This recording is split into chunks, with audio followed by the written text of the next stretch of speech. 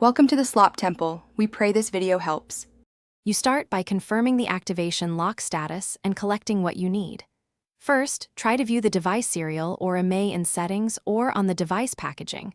Write it down. Next, contact the original owner immediately and request that they remove the device from their iCloud account. Also gather proof of purchase, receipt, invoice, or bank statement because Apple will require it.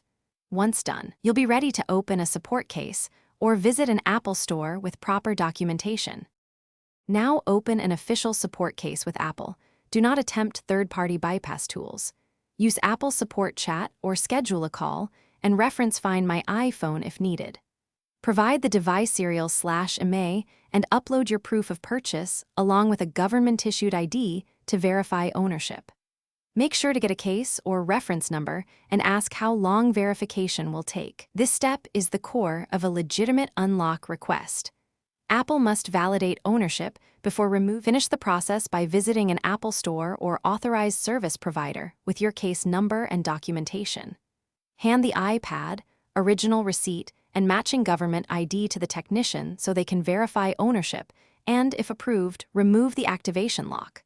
Once they confirm, you'll be guided through signing in and restoring the device. If something goes wrong, ask for a written explanation and next steps. Make sure the serial on the device matches the receipt to avoid delays. Thanks for watching. Consider subscribing if we helped you.